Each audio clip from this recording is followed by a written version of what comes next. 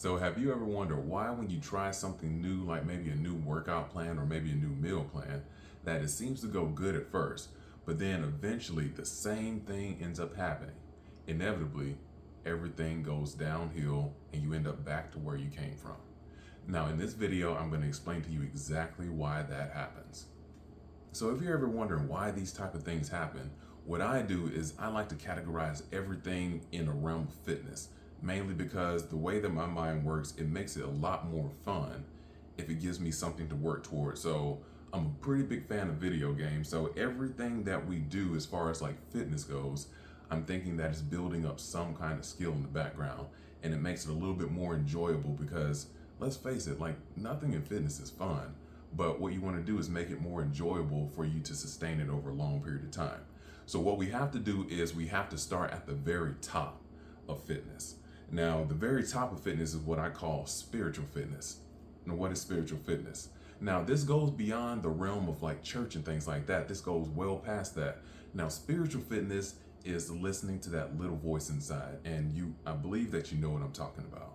Now, this voice presents itself anytime that you have a decision to make. Now let's not go all over the place. Now let's think about, for an example, for food.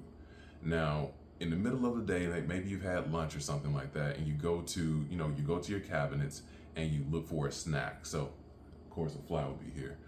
So you look for a snack, and the thing is, you have a lot of different options. You can pick some nuts, you can pick a snack cake, you can pick some chips. You have all these different options. Spiritual fitness is essentially picking what's in your best interest. So instead of picking something sweet, you pick out something like nuts, or instead of like getting anything at all that you can eat like that, maybe it's fruit, maybe it's something like that. So spiritual fitness is listening to that little voice inside that tells you right from wrong. Now, the thing about us is that we've kind of drowned out that because, we want what we want, and we don't take don't take a couple of seconds to listen to that little voice. So that's what we're trying to do. We're trying to make that voice louder so that we can do the right thing consistently. And doing the right thing consistently is fitness, because it's doing the same thing over and over and over again to develop the kind of results that you want. So that's spiritual fitness. That's where it starts. Oh, it's where it starts. It starts at the very top, and it whispers something down, which takes you down to the next level, which is your mental fitness. Now, mental fitness is a little bit different. Now, when you think about mental fitness is the part that you need for things like discipline.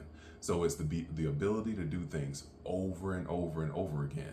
The fitness part is the endurance of it, because it is extremely hard to do the same thing over and over and over again, especially when you don't see results immediately. So mental fitness is the ability to put discipline ahead of anything else.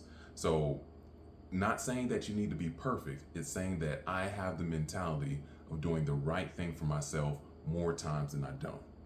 And when it all comes to it, it all balances out in the very end, because if you do the right thing more times than you don't, you're gonna see some results. Whether you change, make dramatic changes or not, you make consistent changes that are good for you, you're gonna see results. Now, those are the first two things. Now, what brings it all together is the last thing, and it's physical fitness. Now, this one is pretty simple. So you got the whisper from your spiritual fitness, and then it went down to your mental fitness, to where it says, I'm going to do this again because it's in my best interest. And the last thing is that once these two things connect, the last thing is for your body to listen and say, okay. Now, when you think about these three things, now there wasn't really much movement in it. But the one thing that I want you to pull out of this is the simple fact that all this has to do with thinking. All that has to do with having a better life, having better fitness, is thinking differently. Now, the reason why I made this video in the first place is because I was reading a book, and it's called The Richest Man in Babylon. And it has to do with these men. I'll just give you a short and dirty version of what it's about. And it has to do with these men who live a pretty decent life, and they went to like one of the richest men in their city, and he asked, like, what am I doing wrong? I have a really good job and I make a ton of money, but I'm broke. And the thing was, the whole thing that you pull from this is the way that you think affects everything.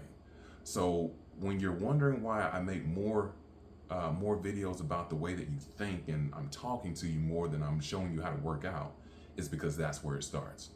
So if you like more videos like this, just like and subscribe. And I just want to like help you dive a little bit more into the inner workings of your brain, because this is actually where all the secrets lie. So, you know, one thing that I want to leave you with on this video is just to think and think slowly. I hope you guys have a great day.